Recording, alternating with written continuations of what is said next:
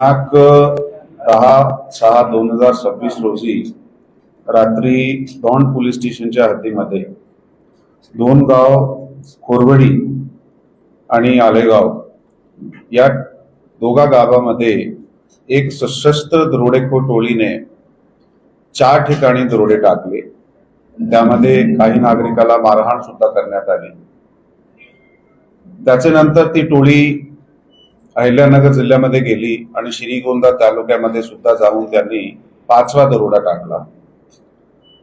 हा टोळी अगोदरही काही गुन्ह्यामध्ये पाहिजे आणि फरारी आरोपी म्हणून तिचे जे सदस्य आहे हा दरोडेखोर टोळीचे ते अब्स्कॉन्डिंग होते। तर स्थानिक गुन्हे शाखा पुणे ग्रामीण आणि दौंड पोलीस स्टेशन हा एक संयुक्त टीम तयार करण्यात आल्या। 5 टीम तयार करण्यात आल्या। त्यांना वेगवेगळ्या जबाबदाऱ्या देण्यात आल्या। गोपनीय, तांत्रिक व तपासाची इतर माध्यमातून 3 दिवसाच्या आत ह्या टोळीचे 4 सदस्य जे आहे ते अटक करण्यात आलेले आहेत। यामध्ये गणेश मंगेश काळे राहणार कर्जत अहिल्यानगर हा 22 वर्षाचा आहे। विशाल हंबर्ड्या काळे 21 वर्ष आष्टी बीडचा राहणार आहे। त्याच्याबरोबर किशोर रावण भोसले हा 19 वर्षाचा असून कर्जत अहिल्यानगर जिल्ह्याचा आहे। आणि त्यांच्या बरोबर जे चौथा सदस्य आहे तो एक विधी संघर्ष बालक त्यांच्या बरोबर सुद्धा होता।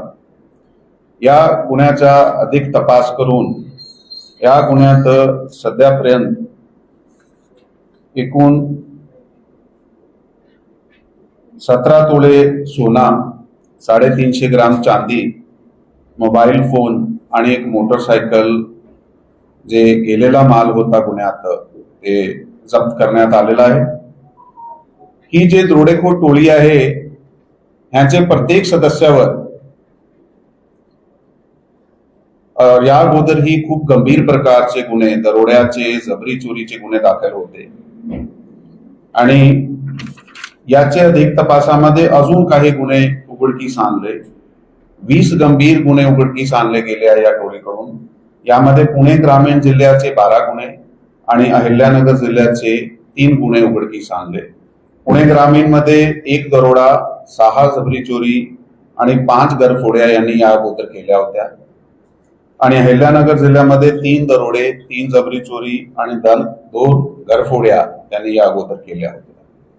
सो एकूण 20 गुन्हे हा आणि त्याचा जुना सुद्धा काही सदस्याचा 8-10 गुन्ह्याचा रेकॉर्ड आहे। सो ह्या स्थानिक गुन्हे शाखा आणि दौंड पोलीस स्टेशनची टीमने खूप छान पद्धतीने काम केला। दिवस रात्र टीम फील्ड मध्ये कार्यरत होती आणि त्यांनी जे घोल घातला आणि मेहनत केली त्याला यश आलेलं आहे।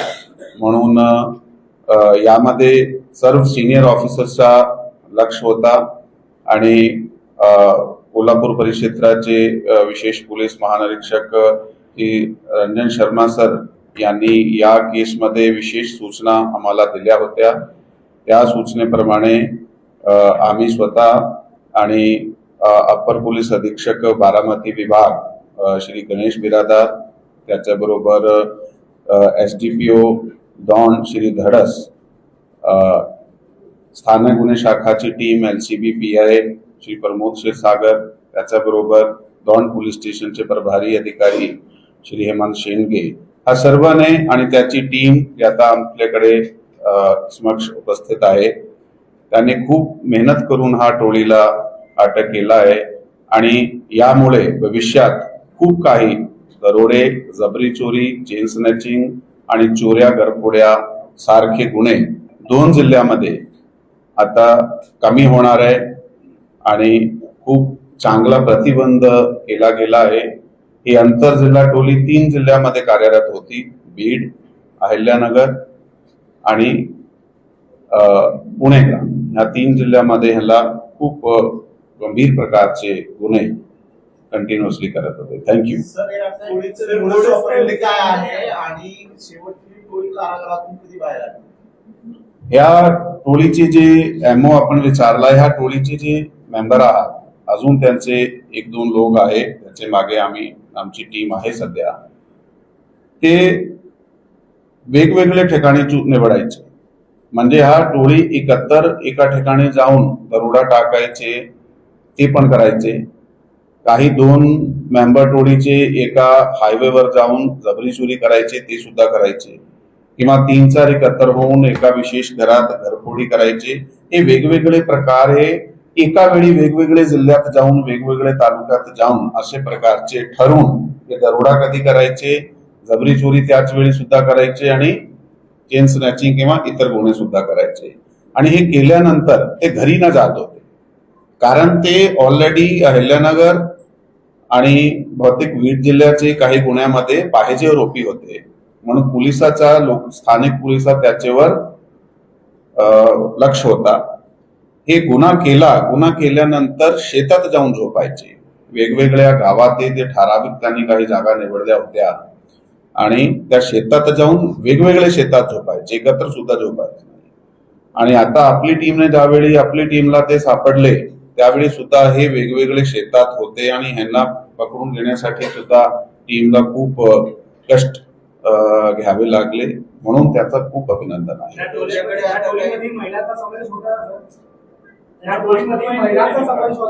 यामध्ये सध्या आपले समक्ष महिला आरोपी नाहीये. पुढील तपास चालू आहे. त्याचा जर कोणाचा असा समावेश असेल तर त्याच्या विरुद्ध कायदेशीर कारवाई करण्यात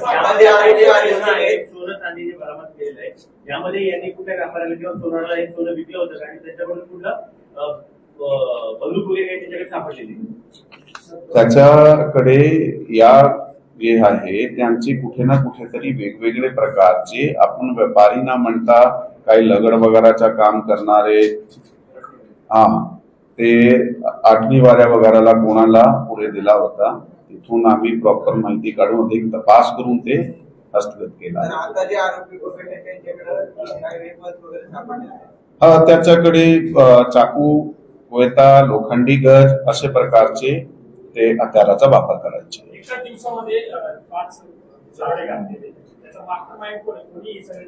यामध्ये एक आरोपी क्रमांक 1 आम्ही ज्याला केला आहे तो गणेश मंगेश काळे आहे आणि त्याच्याबरोबर विशाल हंबर्डे काळे, हा दोघेच मास्टरमाइंड आहे.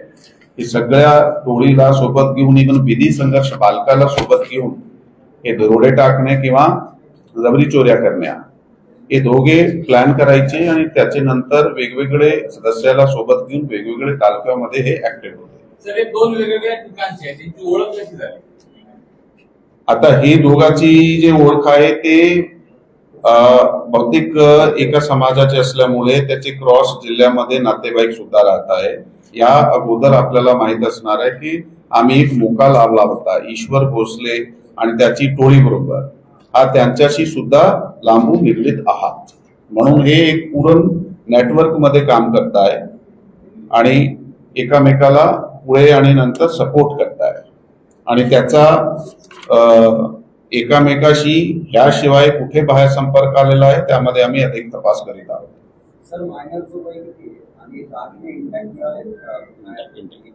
दागिने आम्हाला इंटॅक्ट मिळालेले आहात आणि तो मायनर 16 वर्षाचा असतो.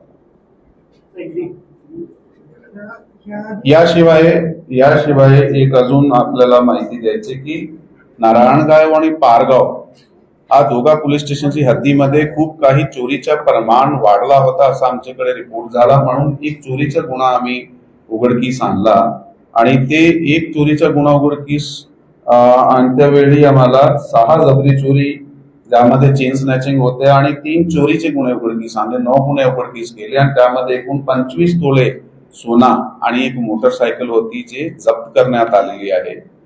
आणि एकूण मागचे 2.5 महिन्यामध्ये स्थानिक गुन्हे शाखा आणि त्यांच्या बरोबर संबंधित पोलीस स्टेशनच्या टीम्सने एकत्र मिळून पुणे ग्रामीण मध्ये 2.5 महिन्यामध्ये 900 ग्राम पेक्षा जास्त सोना जप्त करण्यात आलेला आहे वेगवेगळे गुन्ह्यामध्ये आणि त्यासाठी मी हे टीमच्या खूप खूप अभिनंदन करतो. थँक्यू. 8 शेतकऱ्यांच्या मोटारी चोरून नेलेल्या आहेत, वायरी चोरून नेलेल्या आहेत. जवळजवळ 8 ते 10 लाखाचा माल मुद्देमाल जप्त झालाय. महिना होत आलेला आहे, आरोपी अजून पकडलेले नाहीत. हे ताजा असतानाच त्याच्याच बाजूला असताना बेलावडी गावाचं नाव, त्यामध्ये जे गावातले जेवढे शेतकरी आहेत त्या सगळ्या शेतकऱ्यांच्या वायरी चोरून गेलेल्या आहेत. ह्या आरोपींचा त्या प्रकरणाशी काही संबंध होऊ शकतो का? ह्या टोळीच्या वायर चोरीचा काम नाहीये. हा बहुतेक जबरी चोरी, चेन स्नॅचिंग, घरफोड्यामध्ये ऍक्टिव्ह होते. परंतु कालच आम्ही कोणतं पोलीस स्टेशन, कालच आम्ही नारायणगाव भागात परत एक टोळीला अटक केला आहे. यामध्ये 6 आरोपी आम्हाला भेटले आणि त्यांनी वायर चोरी आणि डीपी चोरीचे खूप सारे गुन्हे केले होते. ते आता कालच रात्री कारवाई झाल्यामुळे त्यांचा तिथे काय संबंध आहे ते पुढील तपासाचा मुद्दा आहे.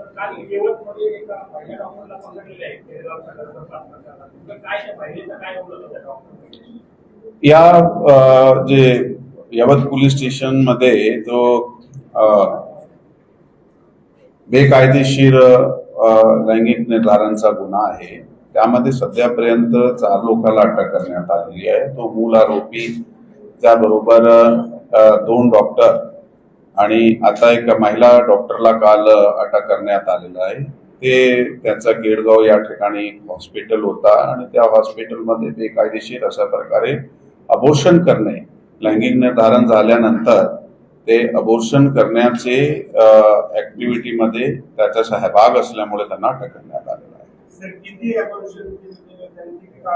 ते आता काल अटक करण्यात आलेला आहे. फर्दर जे आहे डिटेल्स त्याच्याकडून आता घेण्यात येईल.